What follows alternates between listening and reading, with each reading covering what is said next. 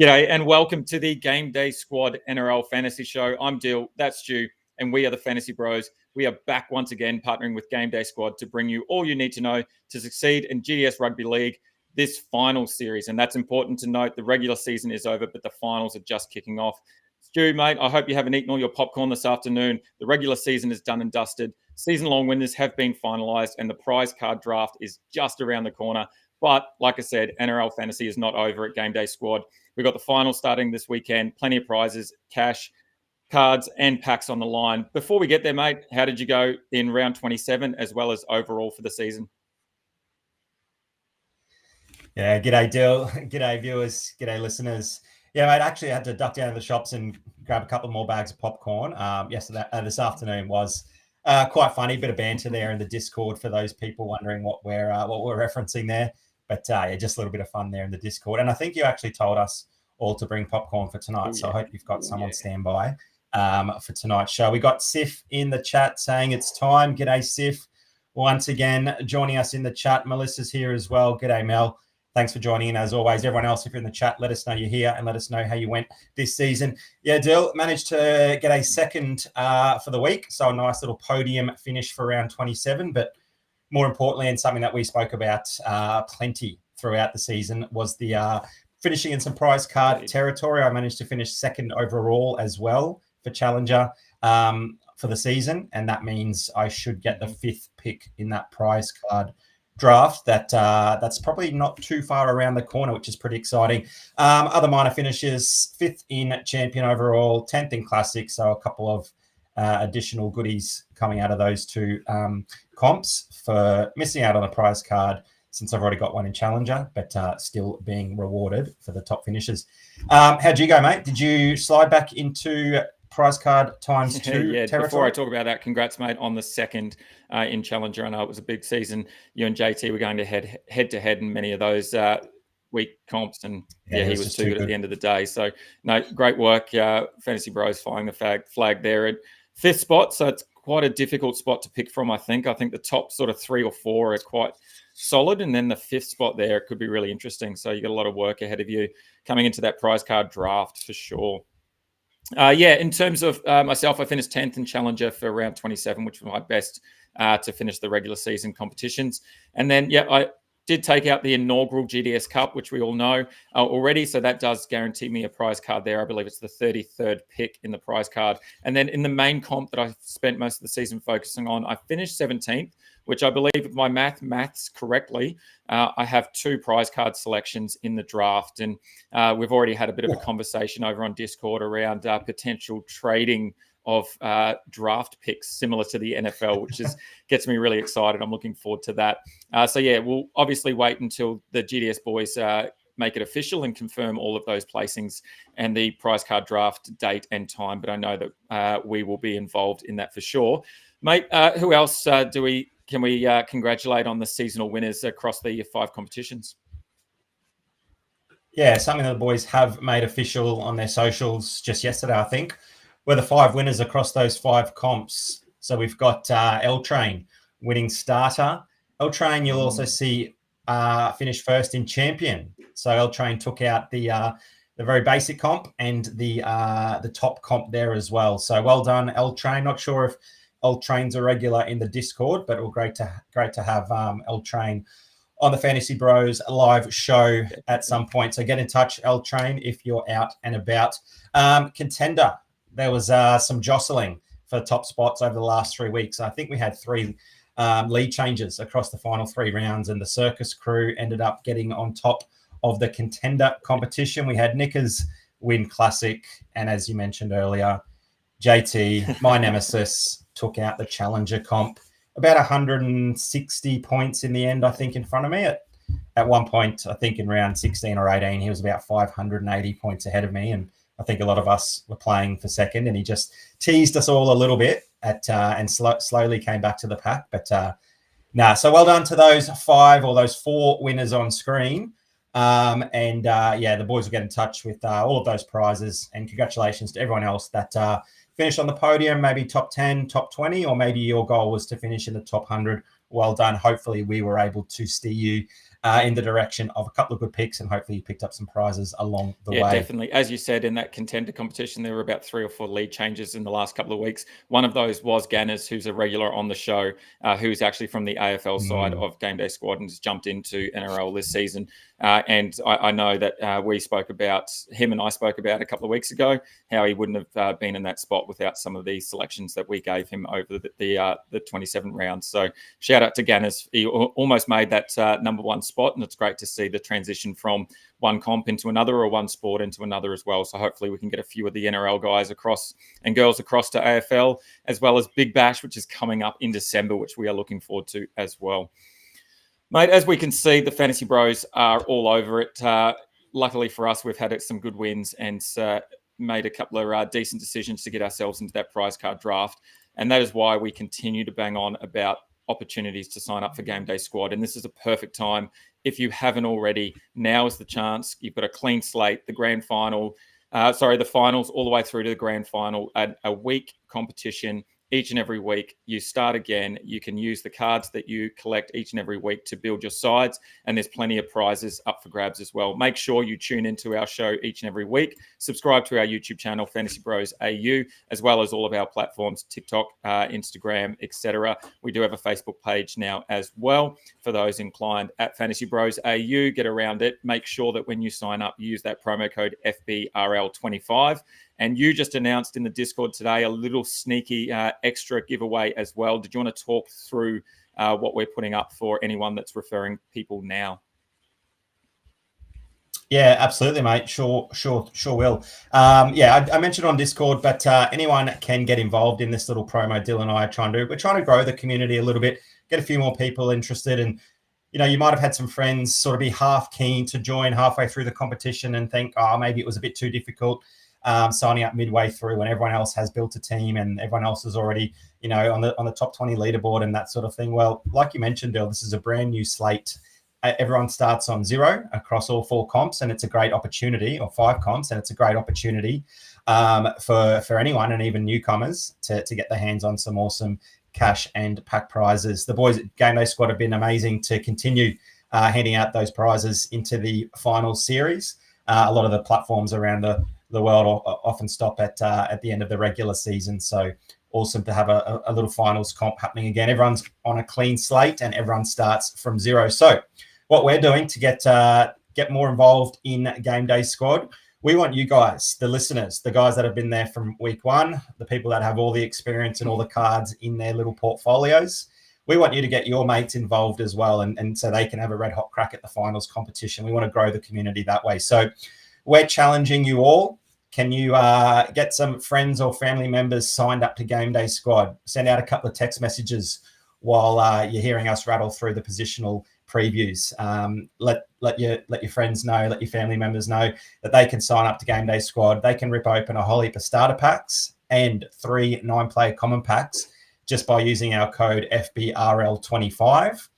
And as a big thanks, we'll reward you, the referrer, with a nice 9-player all-star common pack. And for a bit of icing on top, bit of a cherry on top, make things even better, if the friend or family member that you refer can reach out to us via Discord or Instagram at Fantasy Bros AU, showing us that they've also subscribed to our YouTube channel, we'll up that to a all-star rare pack. We'll open those packs live on stream next week and make sure we get those cards out to you as quickly as possible. So nothing to lose, plenty to gain. Let's build that community. Get your mates involved with Game Day Squad. Sign up using the code FBRL25.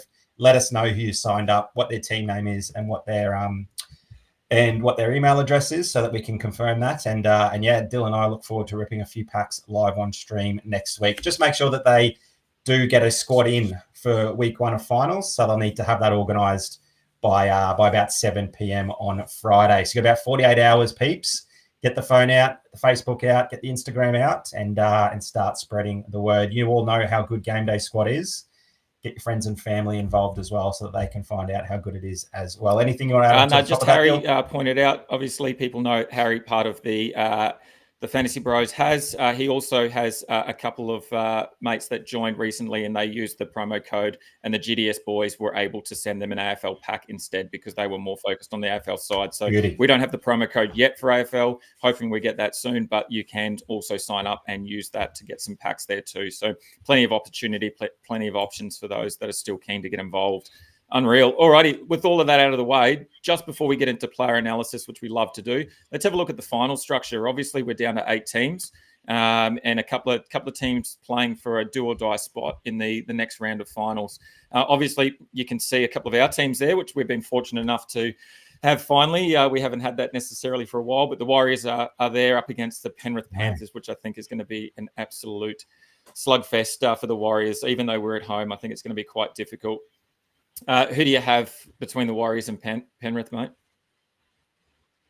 Yeah, mate, I think Penrith are going to be too good for your boys. Unfortunately, they've had a few too many key injuries at certain parts of the season, and without Lukey Metcalf, Mitchy Barnett, a couple of those experienced quality players, I think they're going to find it really tough against Penrith.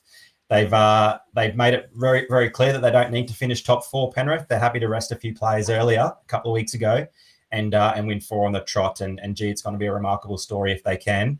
I think they'll face some tougher challenges over the next couple of weeks. But I think a really good start to the season for your boys, but it probably ends here, mate. Although we've got Sif Kanga in the chat saying up the Wars, so there's plenty of faith. And one of the catch cries for the Warriors fans is keep the faith. So I think there'll be there'll be plenty cheering on the Wars, trust me. But I think the Penny Panthers. Look, in the second major knockout is the Cronulla Sharks up against the Sydney Roosters, and I have a sneaky feeling that the Roosters might just get the job done here. They've been building over the last few weeks quite nicely, and obviously, we've talked about one man in particular, and that's James Tedesco, who just seems to be easing into the finals quite well. He's had a couple of slow games over the last few weeks, but then had a big one last week, and I think that's going to be a big reason why they potentially could make the semi-final.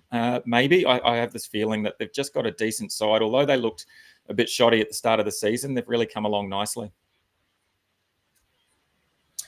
Yeah, I think this will be a cracker of a match. I find it really hard to tip as well. It's probably cliched, but it's probably going to be the team that turns up and gets on a roll early. I can see one team maybe getting out to a 10 or a 12-point lead, and that might be big enough in a finals match. So you'd really want to be starting that first 20 minutes. That will be super crucial from both teams. They've both got really red-hot, big forward packs and a couple of creative outside backs there as well that can get the job done. I think it'll be pretty defensive. I think it'll be a nice and fiery battle between the forwards, and it's probably going to be the team that can keep their cool for the longest and maybe get on the board early. I'm really looking forward to this game as a game that I find really difficult. Yeah, definitely. Then we've got the 2 second chance games. So these are the top 4 sides. They if they do lose, they still have a second opportunity to make it through. We've got the Storm up against the Bulldogs, and then your boys up against the Broncos. Obviously, you're tipping your boys to have a big win down in Canberra on Sunday afternoon. I think that's going to be the case as well. I think the Broncos are going to struggle a little bit. I talk a little bit later on about, I've got in my notes around the temperatures that are going to happen on Sunday, and that might just ice the game there for the Raiders, I think. The tough one, though, for me is the Storm versus the Bulldogs. The Storm haven't looked great over the last couple of weeks, and the Bulldogs are starting to find some form with some key players back. Obviously, there's one player in particular that we need to be playing for the Bulldogs, and we'll talk about him a little bit later. But then the Storm are without their main 2, I think, in attack, in Hughes and Pappenhausen. Where do you think that one might land? Yeah, geez, this is another really interesting game here as well. I think, the Storm they'll be putting everything into this game. I know that's probably cliched as well, but with Pappy and Hughes out, they know that a win here gives them a week off and those boys an extra week to recover. Yeah, they get the second chance, but this is almost knockout for them, I think. If they get the win here over the Doggies, they get an extra week off to rest up and prepare those 2 guys and hopefully get Hughes back, or depending on the severity of his injury, but definitely Pappenhausen. Definitely going to be a big figure for them in the prelim and the final if they make it that far. So yeah, probably a knockout game here for the Storm. Whereas Dogs might be sort of thinking about, if we don't get past the Storm, we've still got a second chance. So I think the Storm are going to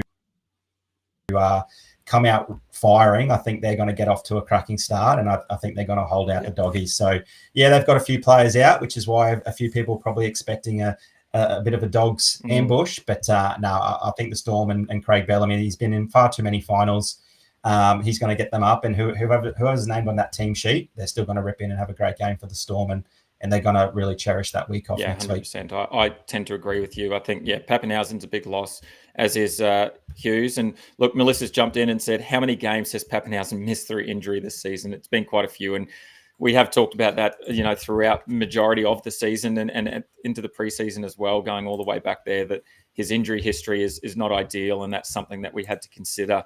But the fortunate thing about Game Day Squad is you can erase your team each and every week, so it doesn't really matter too much about that process. Look, he has played 19 games this season, which is probably a decent number, a decent handful of games, considering all teams play 24 across the regular season. But there's some key games that he's missed. I think that's the key for me. Alrighty, look, we've probably talked enough about the games. Let's jump straight into our squad, shall we? Let's start off with the hooker position, and mate, there's some decent options this weekend. We've got Brayley, Grant, Starling back again for your boys, and then Egan, I think, are probably the main four that I'll be looking at. Is there one in particular that stands out for you? Oh, mate, I think it's a two-horse race here, honestly, between Harry Grant and Blake Brayley. They've just proven to be outstanding players in the hooker position for a long, long time. Brayley, obviously, more so recently this season, he's had that surge and, become the mainstay in our teams over a long period of time. Harry Grant's been doing it for years, and he's played plenty of finals matches before as well. So I think picking either of those two options are going to put you in a great position on a Friday night. But for me, it's Blake Brayley. It's just the consistency. I think, he's probably going to be more popular than Harry Grant, given his scores have been maybe a little bit more consistent over the season. But this finals comp is a little bit interesting. We don't always have to go for the safe play. Yep. You and I probably play our fantasy sports a little bit more conservative over a season-long sort of competition. There'll be plenty of positions where I'm looking for a bit more upside, and Harry Grant is certainly someone that can provide that. But I think Blake Brayley has shown that he can be just as creative and just as damaging with ball in hand when he wants to get out from dummy half and run. I do know that the Roosters are conceding at the most points through the middle of the park across the entire competition in terms of tries scored through the middle. So that's something that Blake Brayley and the Sharkies will be aware of, and they'll be trying to attack those big, strong, powerful middle forwards of the Roosters either side of the break when they're a little bit fatigued. So that's when he's at his damaging best. He's probably still going to get through his 40 to 50 tackles as well. And he's got a little bit of upside with that nice little attacking stat there against the Roosters. For me, it's that solid sort of 50 points in base with 50 or 60 running meters, maybe a couple of tackle breaks, a sneaky try assist over Harry Grant, who could have an absolute remarkable end of the match performance. But, he can also have those games where he misses 6 or 8 tackles. His running game doesn't happen against that Dogs pack, and he's only, he's licking his wounds with a 30 or a 40-point score. So for me, it's, in summary, Blake Brayley, but I can certainly see some appeal in Harry Grant this week. Yeah, and I guess you touched on that quite nicely there around Harry Grant. You just don't know what you're going to get sometimes from him in terms of that tackle efficiency. Also, if we go back to the last time Grant played the Bulldogs, which was round 25, he scored 18.7 points against them, and that did include that 10 minutes in the bin. So a little bit concerned there. But for me, it's Blake Brayley all day. Again, Brayley's played the Roosters twice this season for scores of 36.5 and then 73. So I think he's got some opportunities to score similar around those ranges again. Like you said, that 50 points in base, and then anything above based on his running meters and his ability to potentially offload that ball for a short dive over the line from maybe a Fanua Blake or someone along those lines. The other thing I like is that the Roosters have allowed 40 to all top 8 starting hookers this season, which means there's some opportunity there for Brayley to definitely exploit, which is equal best across the top 8 teams remaining in terms of starting hookers. And the other thing that I love about like Brayley compared to someone like Harry Grant is that tackle efficiency. As I said, Brayley's average is tackle efficiency is 95% for the season. Harry Grant's is just hovering above 90% efficiency, and Harry Grant's number of tackles that he's made is almost half the amount of Brayley's. So we just don't know sometimes how many Grant's going to miss. I'm definitely leaning towards Brayley. If someone doesn't have one of those two cards, firstly, I've got plenty of bronze Brayley, so please hit me up if you don't have a bronze. But if you don't have someone like that, Wade Egan might be a shout. The Panthers also allowing just less than 40 points to starting hookers from the top 8 sides this season. And Egan has been averaging sort of that 70 minutes on the park. He did have that one injury-impacted game of 13, and his base and power sits quite nicely around 47. So he's definitely an option as well. I think there's going to be a lot of work through the middle that he's going to have to get through, particularly tackling. So I think he might be potentially a play as well if you're happy to go with that base from Wade Egan. Yeah, a bit of a pod there as well as Tommy Starling, if you want to go against the grain. But I think, Brayley and Harry Grant are going to be pretty popular. And some coaches might even want to roll out the two of them, given we're, a little bit limited in our middle and edge forward stocks as well. We can put two forwards on the bench. And you might want to run a second hooker there as well. Dill, just before we move on, any idea who JJ might be? JJ's asked if I miss John Monahan.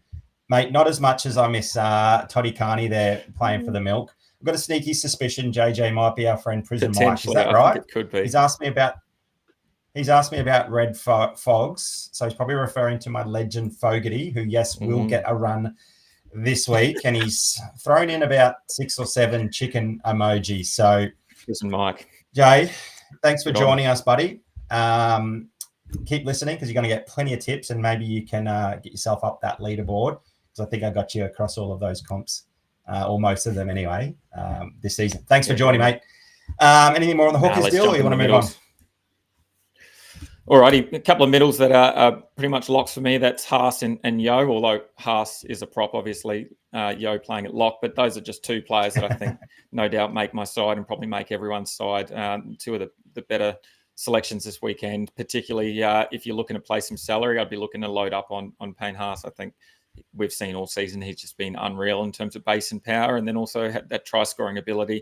You just go back a couple of weeks where he broke the line, ran 30 odd meters and dotted over for a try. If he does that this weekend, I think it may be all over for your boys come the finals. So we'll wait and see. But definitely Payne Haas and Isaiah Yo for me. From there, there's plenty of options. Look, that we've only restricted it to 4 other options on the screen, but we've got someone like Corey Horsburgh, Aaron Clark, Joe Tarpany, Nath White, Adam Fanua-Blake, or even Connor Watson. They're all decent shouts this weekend.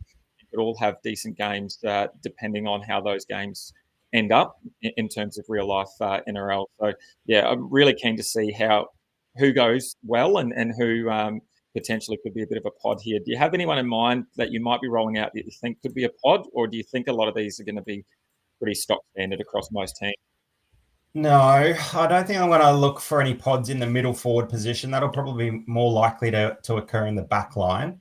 I just want some sort of safe points here from the guys that have been doing it all season long. JJ's asking about where's Tapane on that list there, and he's got every right to make that top 6, but even so, he's had his big up and downs all season long. It's hard to sort of predict when he's going to go off, and he's got so many sort of mid 30 and 40 scores that you're really kicking yourself when you're playing him. The Raiders are getting the job done, and he gets a little bit of extra minutes on the rest, and some of those other middle forwards get a bit more opportunity, and that can definitely happen on that Sunday afternoon there against the Bronx. So look, it's a really tough position to pick. For me, I'm just going the safety. You've already mentioned Payne Haas and Isaiah Yo. Isaiah Yo got back to his 80 minutes for the first time since round 17, which was pleasing to see. So he should be all but short of 80 minutes, meaning plenty of work through the middle there for him. The other guy I like, we've been talking about him all season. I think everyone just about jumped off Aaron Clark last week when they were sick of his 55 minutes and 55 points without really offering too much upside. What did he pump out? About 104 or something ridiculous. He got the 80 minutes. Rocco Berry went off injured, I think it was. Capewell sort of shifted out to centre. It didn't really impact the middle rotation as much as you might think. But look, what that did show was that he can go the distance. He can play for 80 minutes. He broke, 8 or so tackles during that time as well. So if the game's close, if any injuries occur in that pack, Aaron Clark's proven that he can get it done. We were playing him when he was getting 55 to 60 minutes. If there's any sneaky chance that he can get close to 80 again, I think he's a great play. And that's why I've got him over the likes of Tapane and maybe Carrigan's getting a mention there in the chat as well. Not a fan of Adam Fanua-Blake whatsoever. Nath White has sort of gone off the boil a little bit after he had a nice sort of mid-season post-origin run. But that man there in green, Corey Horsburgh, I think he might feature in your side this week, particularly if one Josh Papali'i doesn't get up. You've obviously seen the pictures of him in the moon boot. There's been pretty quiet on his availability at the moment, as far as I've heard. So hopefully he turns out there in the for the green machine on Sunday. But look, if he doesn't go around, then that probably does increase the stocks of Joe Tapine and your man Corey. Yeah, and look, I'm going to run out Corey Horsburgh this weekend, and that's one of the reasons why. But there's plenty of other reasons to love Big Horse this weekend. And look, one of them is that he scored 55.7 in round 2 against the Broncos, and he's averaging 53, 54 minutes when he's starting at lock. So I really like him playing lock. When he is starting at lock, he's averaging 51 GDS points. That comes from a massive average of base and power, and we know that. Look, he does have a bit of a brain snap and a brain fade every now and then, and he likes to give away a few demerits, which likely contributes to sort of the difference between his averaging base and power of almost 60 and then his averaging GDS score of 51.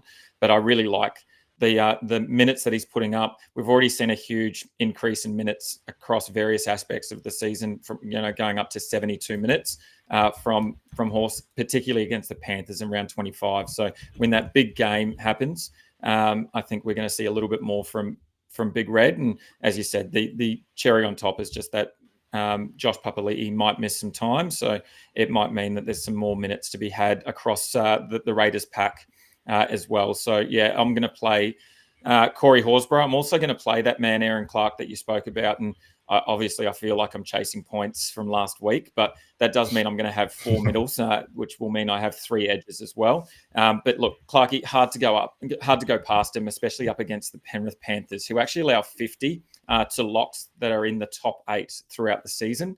And then in particular, if we go back to round 16, the Warriors played against Penrith, and Aaron Clark scored 74 in that game across 65 minutes that he played. So I think there's a pretty good shout there for Aaron Clark to do something similar again. Look, we talked all season about, second half of the season, about the massive hole that Mitch Barnett left, and that Clark was starting to step up and fill that quite well.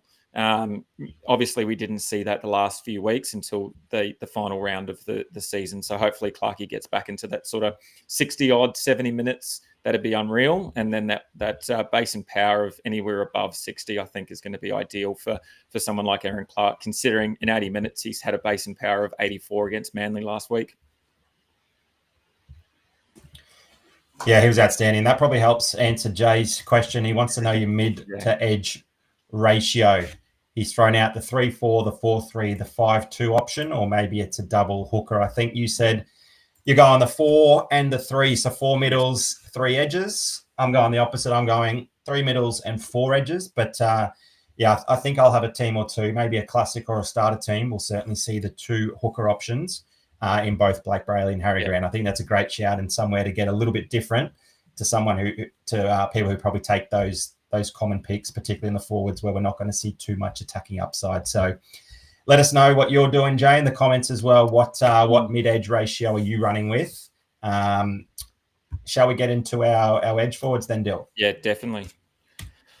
Look, you touched on it that you're going to be playing an extra edge forward over your middle. So we'll get to that player in a moment. But there's probably 3 that really stand out for us. And I think we're in agreement with those 3. And that's Hudson Young and Jacob Preston as the main 2. And then followed up quite nicely by Ali Katoa. I think they're probably the 3 most consistently picked players throughout the season in our edge spot, particularly those 2 blokes in Preston and Young. I went to have a look at some stats to try and break down who might have a better opportunity or who might have a better game. And based on their base and power for the season, they are both averaging 53 in base and power, and their attacking upside is very similar. They're both averaging half a try per game, or one try every 2 games, and then 1 line break every 2 games as well. So there's very little to split between Preston and Young. And even their oppositions, they're both allowing 40, 41 to left and right edges, respectively, to top 8 sides this season. So I think both are definite options and both have that attacking upside. We've seen that all season from Preston and Young, whether it's tries or line breaks or even a little offload, cheeky offload, maybe a try assist here or there as well. So I think they're 2 lock and loads for me. Did you want to talk through what you think about Katoa and then bring us up to speed on your 4th option for the edge spot? Yeah, absolutely. Just quickly on Hudson Young, hasn't scored a try since round 13, which was pretty surprising. He's gone 8 straight without crossing the stripe. He scored 10 in 12 matches before that. So if anyone's a candidate for some positive try scoring regression, it's certainly him. Still ticking along nicely in terms of the point scoring department. The tries will come. Nice Sunday afternoon there against the Bronx. Could be some free flowing scoring, maybe the highest scoring fixture of the weekend. But yeah, I can see him certainly getting amongst plenty of work and maybe some attacking upside there, just like a Jacob Preston. Mate, Eli Katoa is in a similar mold to those two. And look, I don't mind him being on the field there without Jerome Hughes alongside him. It's sort of a myth that he doesn't play good footy without Jerome Hughes inside him, feeding him the ball close to the line. His base has been just about identical, and he's still getting a couple of attacking stats as well. He's been a beast underneath the high ball, and that's an absolute attacking weapon for the Storm, and Munster Katoa's direction if he can't kick to Xavier Coates. So he's definitely an option there close to the line, and he's still ticking along nicely, scoring plenty of points in base. And just like Hudson Young and Jacob Preston, he's always a chance for a couple of tackle breaks, an offload, or a try as well. If that's going to be a close, tough forwards battle there against the Dogs on Friday night, then the guys like Eli Katoa are going to be some of the game breakers, and you can just expect him having a nice big run where he palms off 2 or 3 blokes, or he finds the try line. So for me, those 3 edge forwards are clearly the top 3 attacking forwards that get through plenty of base, and I think they're going to be pretty popular. You alluded to my 4th edge player, and it could change come Sunday afternoon at 3 p.m, but I think that second player on my bench is going to be wearing a green jersey. And at the moment, I've got Zach Hosking in that position, lining up on the right-hand side outside Fogarty. Eli Katoa actually scored 69 points there last week in that same spot against the Bronx. Now, there is an asterisk there for a couple of reasons. Number one, Matty Nicholson may make his way into the number 17 spot. He obviously had a really nice debut there in round 2, and he had that even for Zach Hosking to play plenty of minutes through the middle as well. So at the moment, Hosking has been named in that jersey. He's been doing a fantastic job over the last number of months without Nicholson, but Nicholson's there and ready if Sticky needs him. I think Matty Nicholson will be more of a shout if Papali'i doesn't get up for the fixture, in which case Zach Hosking's role will probably be a little bit more cloudy, and maybe spends more time in the middle, more time off the field as a result. Who knows? In which case, I think, a Joe Tapine or a Corey Horsburgh could easily jump into my bench spot. So that's a quick reminder for anyone playing these players. Best to put your bench players who are playing later in the round. So your Raiders players, and even a Payne Haas. Maybe you might want to put him if you're playing 5 middles. You can put Payne Haas on your bench just so you've got a bit more flexibility. We know that injuries can occur in warm-ups and funny things can happen. So it's always nice to have a bit of flexibility. You could swap that Payne Haas out for an edge player or a hooker if you wanted to do so. So it just gives a bit more flexibility. That's why I'll play Zach Hosking on my bench with the opportunity of pivoting over to Horsburgh or Tapine if I need to. But like the other 3 we've mentioned, Hosking gets through plenty of base, and he's also runs a beautiful line on the right-hand side there outside Jamal Fogarty. Very quickly as well, another player on that list who might not even get a start is Britton Nickera. Probably one of the better edge or line runners in the competition. Can score plenty of tries. He can be a game breaker as well. Nico loves feeding him the ball short. He's someone I'll probably keep an eye out for, and someone who could be a massive pod if he does get a starting spot there for the Sharkies. Yeah, just on Nickera, he's only averaged 36 points this season against top 8 sides. So it's a little bit lower than his average overall against other teams. So I guess that suggests that he likes to beat up on bottom 8 sides a little bit more than some of the other options that we have there. But I still think, like you said, there's plenty of opportunity. I think he's definitely one of the best line runners or edge line runners that we have in the game, along with probably Ali Katoa as well. The other man there in Angus Crichton probably doesn't get a look into my team. Maybe one of the other teams outside of where I'm setting up most of my salary. Look, he does come up against the Sharks, and if you think that the Roosters might have a win, then probably Crichton's going to have a little bit to say about it. He did score 56 against them in round 20 earlier in the season, so he's definitely got an opportunity there as well. So I know Ganna's just commented that it's tough to find a genuine pod. which is correct. They've only got 8 teams to choose from. It's a little bit harder, but I think there's definitely some options out there if you want to be a little bit funky. And as we said, we don't necessarily have to play safe because we've got a clean slate each and every week, and we're just aiming for a top 10, top 5, top 1 spot for the week, not necessarily for the whole final series. So definitely you can go a little bit funky and play a little bit different if you like as well. How about a pod shout of Leko Halasima? Oh, that'd be lovely if he dots over in the 80th minute to win the game against Penrith Panthers. That would be unreal. Could you imagine? He might even surge into prize card territory if he has a big finals match or two. Do not tempt me. Alrighty, let's jump into the halves. And I think we're pretty much set on 2 particular blokes, and they're the 2 names at the top of the list there, both Nathan Cleary and Jamal Fogarty, who we mentioned earlier that you have the legend of. But Cleary, I think, once again, just a simple salary pod for me. I think you load up whatever your best card is in the best opportunity that you can get the most amount of points out of him. So whether that is a gold in contender, maybe even a diamond over in the classic side, potentially there's some opportunity there. I think up against the Warriors, I think the Warriors have very little hope of staying even close to this game, just the way everything's shaping up. I really hope that's not the case, but I can just see an absolute bloodbath, and we know Cleary is going to be the orchestra of that bloodbath. So I think it's no doubt that we just load up on some salary there. Yeah, I'm with you there, mate. I think a lot of people are starting to cotton onto that fact that you just want to be loading up the salary on the 2 or 3 best players. And look, finals footy is always going to be a tough grind, and probably defense wins a lot of matches. Just look at the odds. The biggest blowout potential is this match here, and Nathan Cleary is the orchestrator. Look, if he can take his team to another premiership after being bottom of the table after round 12, gee, that'll be something special. And I know it's not just Nathan Cleary. It's a team effort. It's obviously an incredible team across the park. But look, it takes something pretty special to turn around a last place finish come round 12 to a knockout finals match, but even being heavy favourites to go on and maybe get the entire job done. So they won't want to slip up here. They want to prove a point. They rested a couple of players to give up a top 4 spot. This is a massive game for Nathan Cleary. I think he's going to have a big game, and a number of those Penrith outside backs will as well. It just depends which one you want to take. I do think Jamal Fogarty is in for a big game Sunday afternoon. He's been a little bit down, but I think he's someone that's going to be super reliable. He racks up plenty of points in base through his tackle numbers, his kick meters. And I've got a sneaky suspicion there may be a good number of points scored in this afternoon match. If Reece Walsh is firing and the Bronx score a few tries, the Raiders are going to have to go on the attack as well. And there could be some nice free-flowing footy there on Sunday afternoon. So really looking forward to that match. Jamal Fogarty in for me. It's just that third. And if you can talk me into someone, I'm all ears because I've got 3 options and I keep flicking back and forth between all 3 of them. So let us know in the comments as well. We're going Cleary and Fogarty. Sif is on board as well.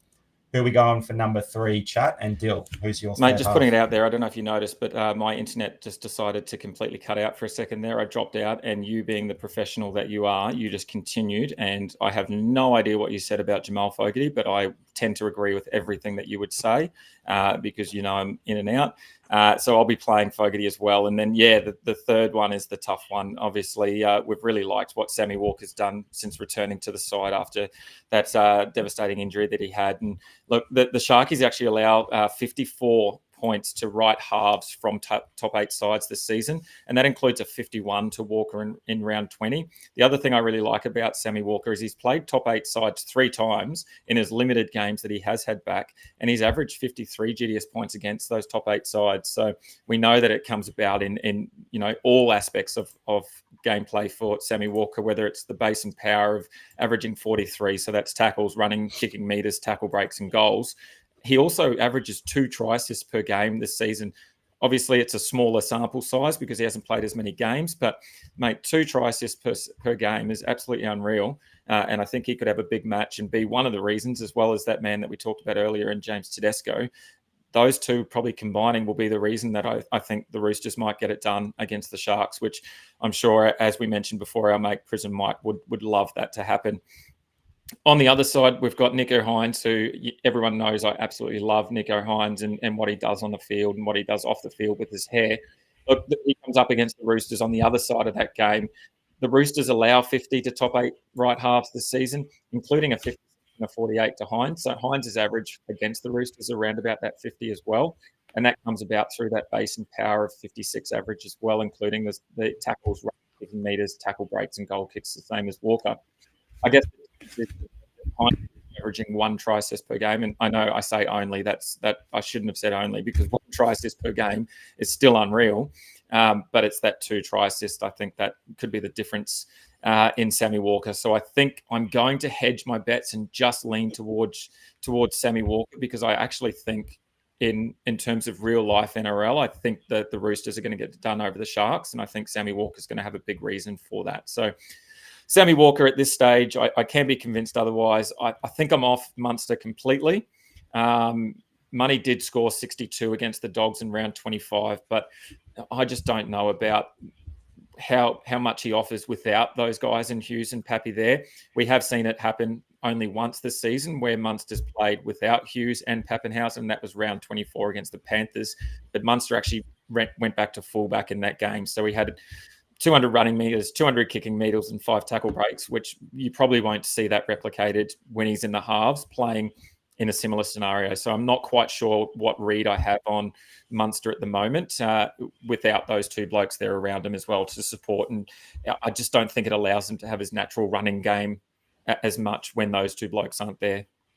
Yeah, without Hughes, he's been pretty consistent, and his scores haven't really increased or decreased much at all. But without Pappenhausen, his scores have dipped about by 8 to 10 points on average. We don't have the data with both of them, given that hasn't really happened. But without Pappy, seems to be fairly detrimental there for Munster, and I presume a couple of other blokes across the park as well. You're right, he's probably going to do a bit more sort of organising and setting up without Jerome Hughes there, maybe allowing a Tyron Wishart or Jonah Pezzett, if he comes on, to be a bit more creative and run a little bit more. So yeah, you're right. It might stifle Munster's creativity, but we know that he only needs those 1 or 2 big runs. He's been doing it for years in the Rap Arena.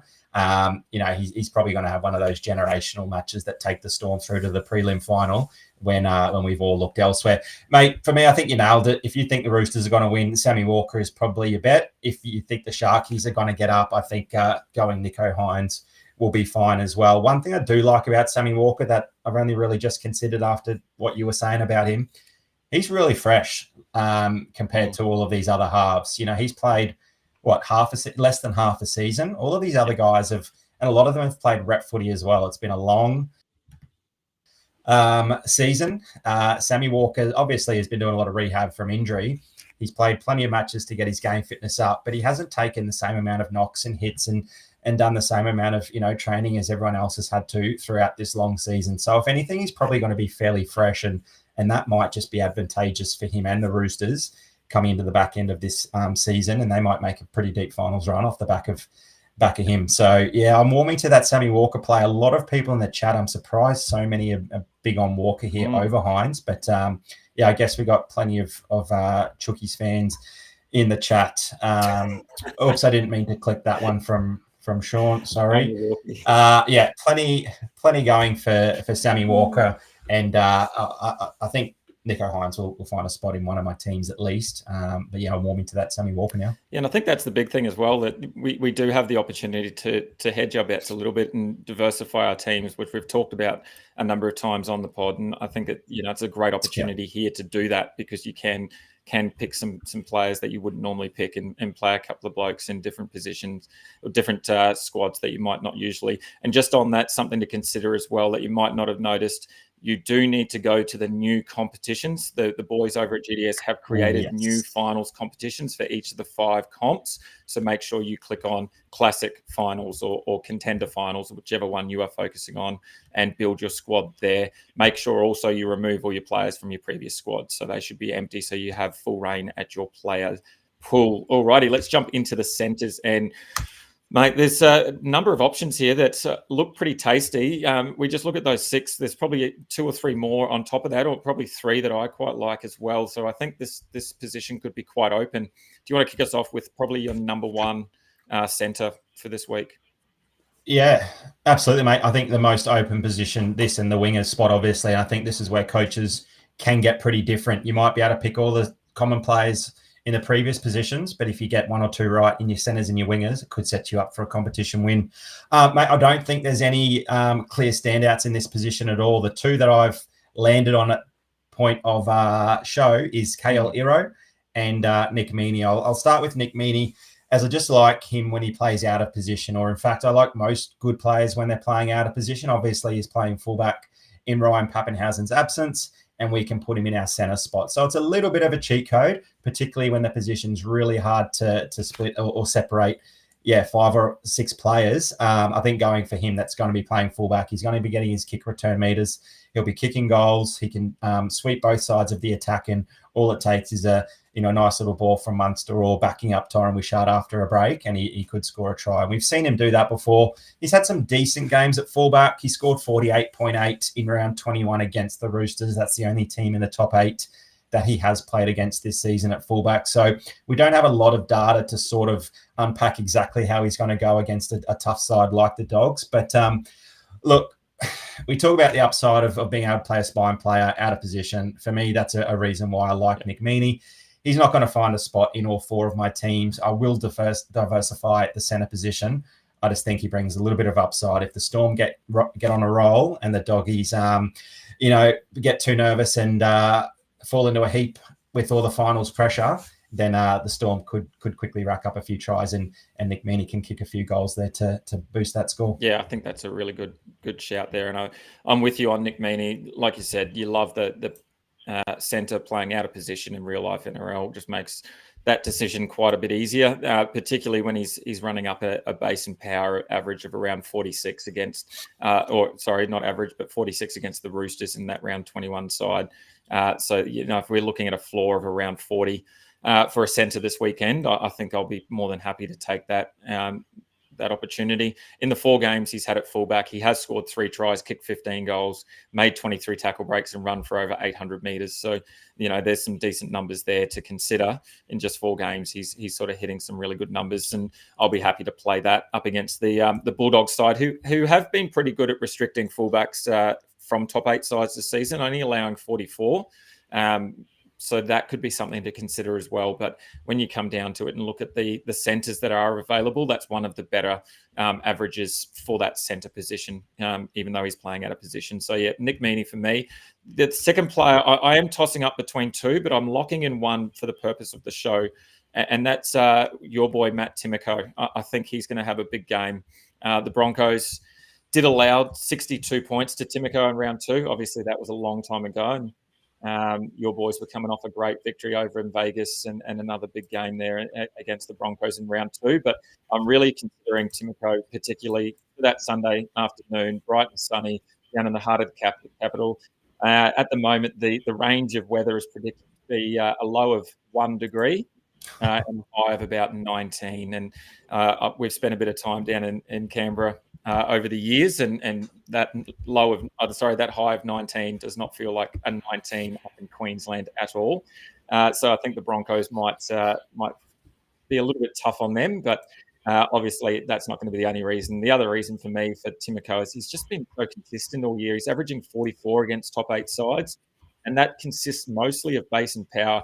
The other thing I like, he's crossed the line twice in 8 games against top 8 sides, and he hasn't had a lot of opportunity outside of that anyway for tries to be scored. So I think he's got an opportunity again. Obviously, the Broncos are a pretty good defensive side, and they're pretty much full strength. So I think they'll have a big game there, both the Raiders and the Broncos. But I just really like Timoko and his ability to break tackles, his ability to make those meters, and he's a bit like a sort of Brian To'o mold in a way that he just likes to run the ball and break some tackles and then potentially get over the line if possible.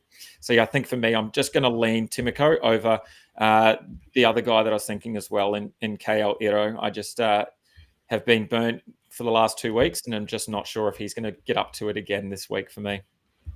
Yeah, probably a fortnight ago, he would have probably been seen as the safe bet in a really tough position in the centres. But, since his return from the pec injury, he hasn't really fired a shot. He hasn't scored a try, made a line break, or created a try or a line break in both of those matches. He did score 60 against the Chooks back in round 12, who he gets in week 1 of the finals. But They did have Mark Nawangani-Tawase defending in the centres there with Bobby Toyer out on Origin duties. So you can't take a lot from that fixture with Toyer back there in the centre and Marky back out there on the right-hand side.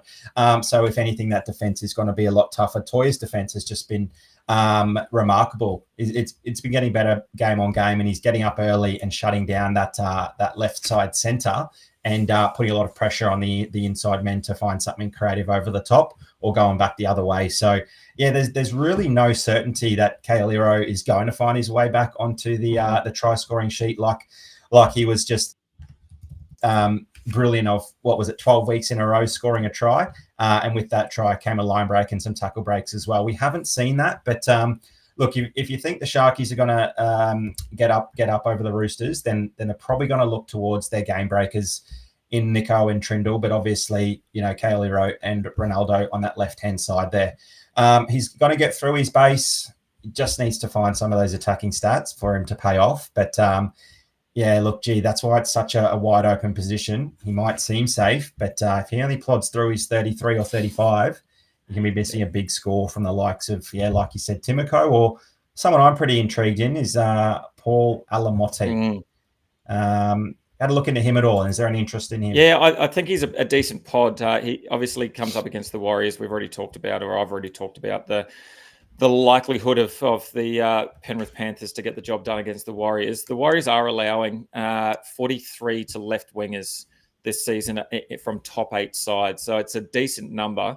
I think Alamotti should line up on the left there, and I think that having that player out of position, as we talk about him, or even Roger Tuivasa-Sheck as well, who's out of position from GDS into real life NRL, both playing on the left side. So I think they both have opportunities. But if I was going to go one, I'd probably lean Alamotti. Just there's more likelihood of the Penrith Panthers scoring tries and boosting that sort of 43, 44 base up into something like a 60 range for that centre. So I think, if I was going to go one of two from RTS or Alamotti, I think I'll be leaning towards Alamotti for that. For me, KL Iro is just, it is hard to pass up on that floor of between sort of 40 GDS points and then that upside of 60 plus in the centre spot. But like we said, it's just not a guarantee from Iro lately. And in a competition where you really want some upside and you really want to bank on that upside, playing a safe option in Iro, I think for me, I'm just going to look elsewhere, like a number of other players or a number of other coaches are doing. We've got Sif Kanga going for Iro and then RTS as the pod.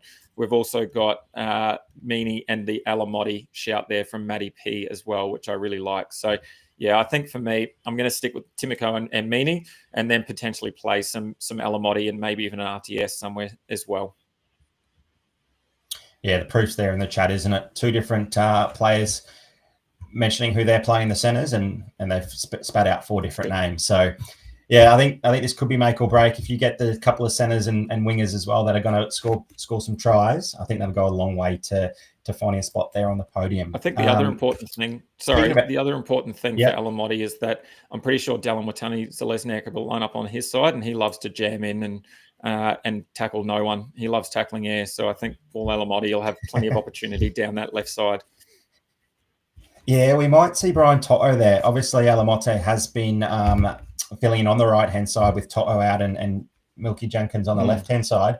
It might be as simple as just keeping him in that combination there on the right with Cleary and Tungo. And Biz has played plenty of footy on the left as well. He's played mostly on the right this season, but it might just be that Bizza slides over there on the left, and that's even more reason to play Brian Toto, which I think a lot of coaches will, provided that he gets the all clear and he's good to go following his 2 weeks rest. I think the winger position is going to be Brian Toto plus flip a coin and take your pick on the next best. I think that'll be a good to watch. We'll find out, Saturday, nice and early, about 6 p.m. there, which wing Toto and Alamotti might be on. I don't really mind where they are, but it could just mean Biz is in for a massive score if he does find his way onto the Do you like playing both wingers? Well, not really, but because they are predicted to score the most points this weekend, and if they get on a roll, the Warriors have had a great season. Their fans will be proud, but they just might not be able to hang in there with the Penrith Panthers for the full 80 minutes. So it could get ugly. We know it could be a 10-8 fixture, but you and I both think it could get ugly. I know you're a bit of a pessimist when you talk about the Warriors. So, look, if it does get ugly, there's, playing both wingers, there's just more chance that they'll cross the stripe and score plenty of points. Whereas if you want to, plug in a Sione Katoa, Xavier Coates, Mark Nawaqanitawase, there's every chance that those fixtures are 14-8 and those guys, get 25 points in base with very little attacking ball because it's played all through the middle and it's a nice big defensive battle. Go the game that's going to get the most points. Biz is a lock, and I'm actually warming to Paul Alamotti a lot now. Look, can I clarify? I love the Warriors, and I do hope they get up, but I'm probably a realist more so than a pessimist. I can just see exactly what's going to happen. But also in saying that, look, if Penrith Panthers do make the grand final and do win, they'll be the first ever side to win from outside the top 8. No team outside the top 8 has ever made the grand final and won the grand final. So that will be an achievement in of itself. And obviously that runs through Cleary and it runs through To'o, as well as a couple of other blokes that will be playing as well. The big question marks are over. Oh, sorry. What if we get a Raiders Panthers final? Technically, both teams can't win the comp. Raiders just conceded 50. You can't win the comp if you concede 50. That might break the universe. I don't want to see a Panthers-Raiders final, but if that's the only way the Raiders are going to be there, by all means, join us, Penrith. But let's get someone else in there. Is it too soon to do a 6 again signal above my head, or do we not talk about that? Moving on to the wingers. Alrighty, you've already touched on Brian To'o. We've talked about Alamotti. You touched on one other player there in particular is Nawaqanitawase, and I really am warming to him. I think he's just become an absolute excitement machine, especially over the last 2 weeks. He's combined for 7 tries, albeit against the Rabbitohs, but then also the second place Storm, he scored a bag full as well. So even without that try scoring ability, his base and power is around 35, which isn't great.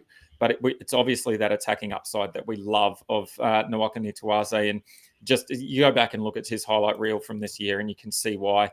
He did average, he has averaged 42 against the Sharks this season across 2 games that they played. And in those 2 games, he did slightly go above his average base and power for the season. He averaged 36 in both of those. So I think there's plenty of opportunity for him to have a good game. And I really like it. And for a sneaky double, I think as well, potentially for Marky Mark, just to get the game done. I think he scores early and then he might be crossing the line to solidify that win in the last couple of minutes of the game. So I'd love to see that. But I think the question marks are going to be all over the Bulldogs or the potential Bulldogs winger, that man named in the 23 jersey in Jacob Kiraz. I think if we know a little bit more about where he is going into Friday night, I think that might be an easy pivot for me to go from Nawaqanitawase into Jacob Kiraz.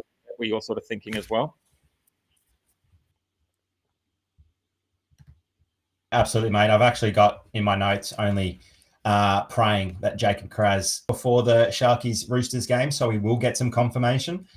He's probably, for me, a pretty easy plug and play there in the wing. I don't really mind that he's coming back from injury. He probably wouldn't run out there if he's not at least sort of, 90% ready to go. Yeah. But look, if he lines up, that's a massive clash there against the Storm. Given all games are likely to be tight affairs and we're probably unlikely to see those big point scoring hauls from wingers, they're probably unlikely to score doubles or hat-tricks this round. Someone like Jacob Kiraz offers everything. Plenty of base, plenty of offloads, and he's certainly capable of a try or 2 on that right-hand side outside Stephen Crichton. Look, I'm going to bake on the safety of Jacob Kiraz. If named, his base and power is really good. He averages 180 running meters, 5.3 tackle breaks a game. He's run for 200 plus on 5 occasions, and he's had 2 matches with double-digit tackle break numbers. Huge. He's going to be up for this game. He plays with full heart, full passion. I hope he's in that team. It's going to make my team a lot easier and turns a really difficult wing position into something that's pretty straightforward for me. Yeah, I like it. Look, on top of those stats there you rattled off, Kiraz also has had a decent season against top 8 sides, averaging 43 with a high score of 66. And he also scored 56 against the Storm only a couple of rounds ago in round 25. So we've already seen what he can do. Let's just hope, fingers, toes, everything crossed, that Kiraz lines up in the 23 jersey inside the 17. But like you said, we will know pretty early Friday night. And that's also a reminder, anyone who wants to keep abreast of all the late changes, make sure you are over on the Game Day Squad Discord.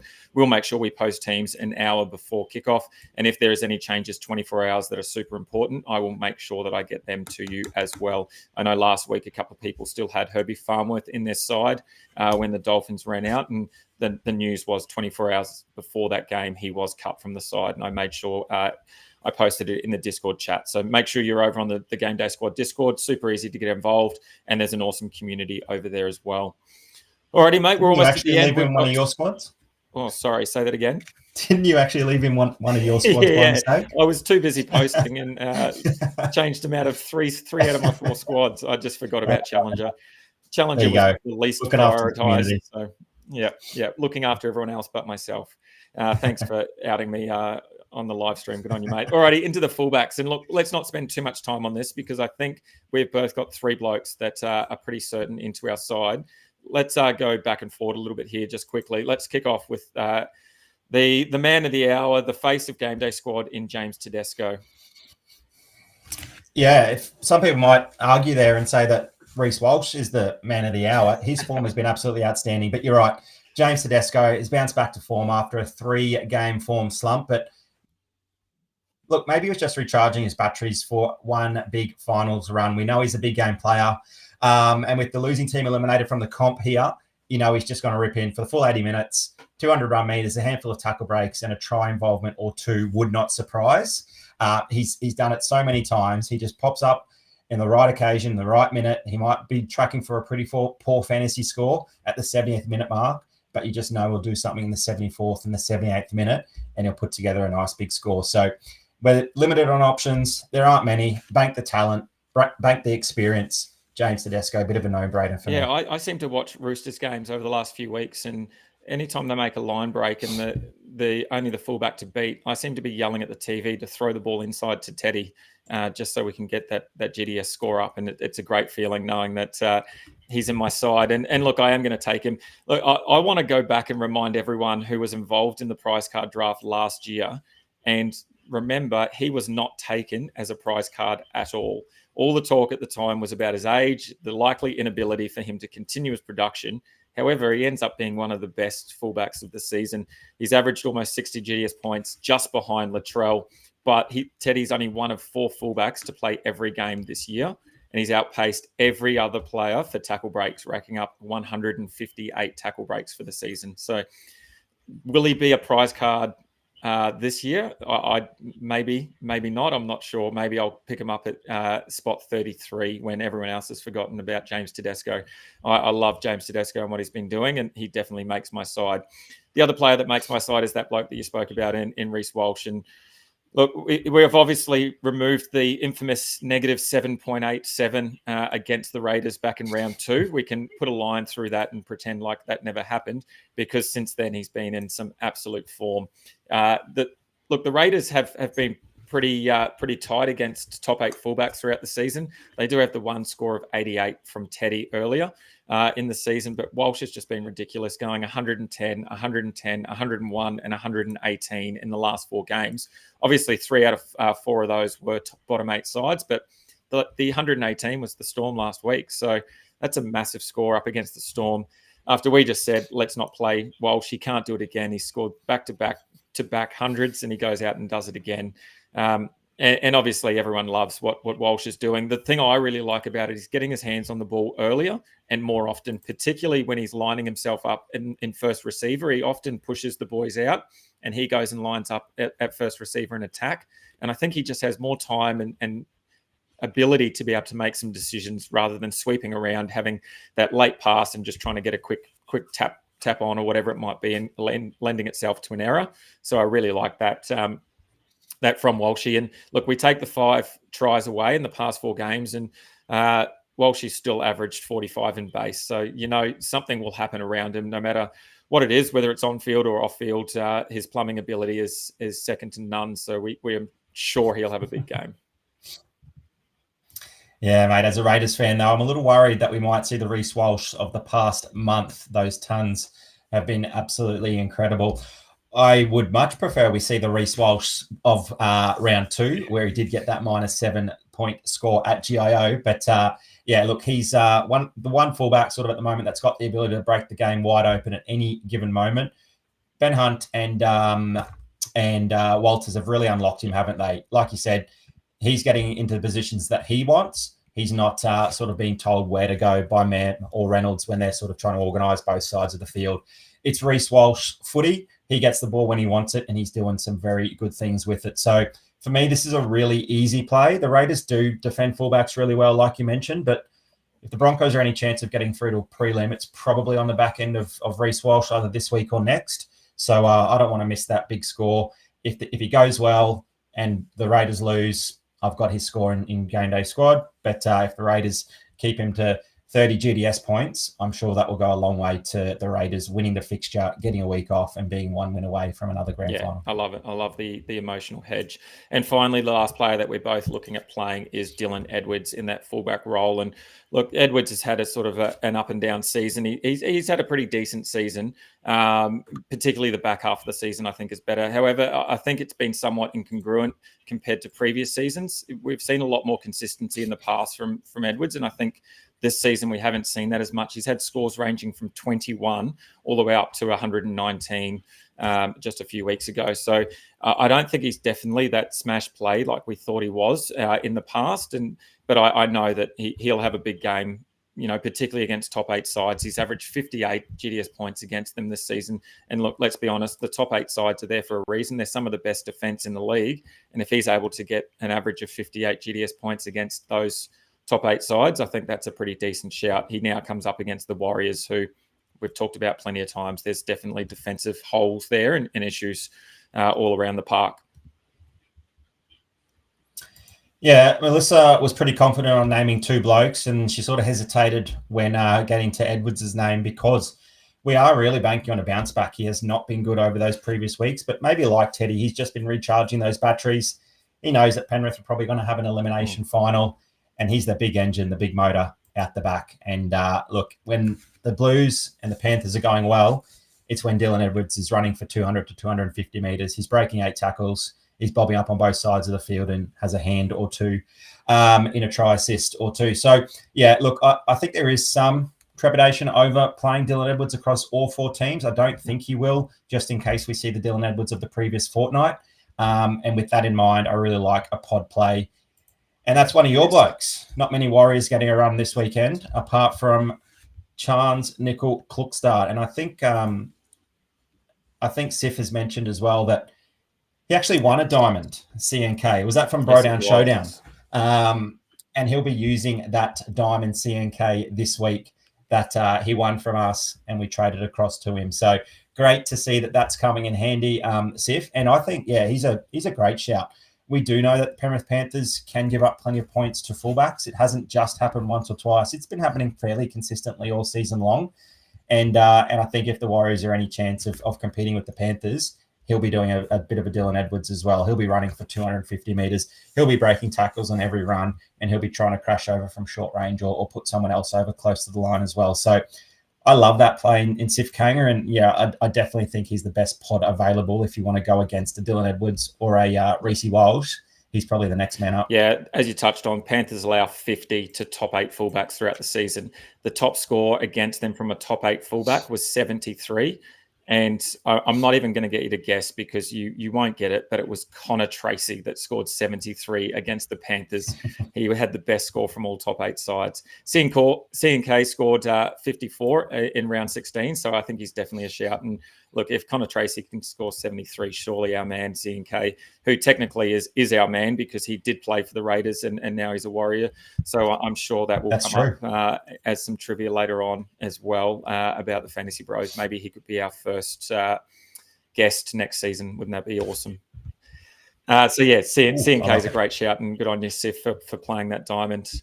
Alrighty, let's take a look at our squads, and there's a few differences there highlighted across my side. So we're both going with the James Tedesco, Brian To'o. I've got Nwanga Nituazi Stewie's gone the Karaz. Obviously, that's got an asterisk there. If Karaz is named, then I'll be playing him, and vice versa. If Karaz isn't named, Stewie might go Marky Mark, or might have a pot up his sleeve as well. I'm also going Timoko at this stage, and earlier, obviously, that was Timoko and Iro, but I've changed that to Timoko and Meany, and then I've got Sammy Walker instead of Nico Hines, and Corey Horsburgh instead of Zach Hosking. So a few differences there, and there've been plenty of pods banded around in the chat as well.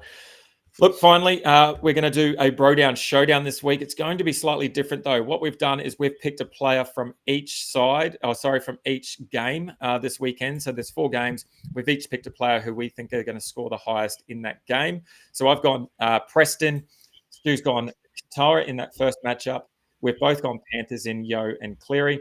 I've gone Hines up against Teddy in that third game of the round, and then we've gone Broncos in Walsh and Haas. So if you think Stu's picks are going to get up, comment Stu. If you think Dylan or Dill's picks are going to get up, comment Dill. Look, there is 4 this time, so it's not going to be a clear, decided matchup. So we will go, if it is 2-2, we will go with the highest scoring player on either side as the eventual tiebreaker. So make sure you get your comments in. Remember, if you are correct and you pick the side correctly, you will then go onto the wheel and potentially win a prize, which we might amp up a little bit because it's finals. We might get a unique pack out so we can get some diamonds and maybe get some cream. Nice. We'll see how we go with that. If we can get some comments in, that would be awesome straight away. So we've got Sif Kanga there. Going with Stu, we've got Walkie hitting as well, and then we've got Mel there as well. It's all good, guys. I'm just fun, and we've even got Haz. So, it's all good. It's all good. I'm just predicting a low game from Cleary. But all good there. No stress. Alrighty, make sure you get your comments in. Remember, you can jump back and rewatch the show on YouTube at any time. Hey, we've got a deal. Good on you, Matty P. Well done, mate. Thanks for that. You can jump back and watch the show at any point up until Friday and comment. Maybe we'll even close it Saturday just to give you an opportunity to get back and watch the show. Or you can hit us up over on Spotify, listen to the show and comment over there as well. Plenty of opportunities to win some more prizes. Obviously, if you haven't signed up yet, make sure you sign up for GameDay Squad. Really easy to do so. Go to the website, go to the app, download those, and then put in that promo code FBRL25. Like we said, brand new competition, clean slate for the finals. Also, if you haven't yet, make sure you get a mate or a family member to sign up using that promo code as well. Verify that with us, send us their team name and their email address, and we will reward you, the referrer, with a all-star pack. If your friend or family member also follows us at Fantasy Bros AU, we'll up that to a rare all-stars pack, which will open next week on the show. Let's get some all-stars live on the show. Talking about the show, finals week 2, live show Wednesday, September 17th, 7 p.m. Not many shows left for the season, so we're looking forward to wrapping it all up with a bit of fun over the next few weeks as well, and plenty of giveaways. Stu, good luck this weekend, mate. We're looking forward to the prize card draft in a few weeks. Hopefully we get a bit of prizes in before that as well. Absolutely. Thanks, Dill. Good luck, mate. Good luck, everyone. Thanks for tuning in once again. Make sure you say hi to your mothers for me.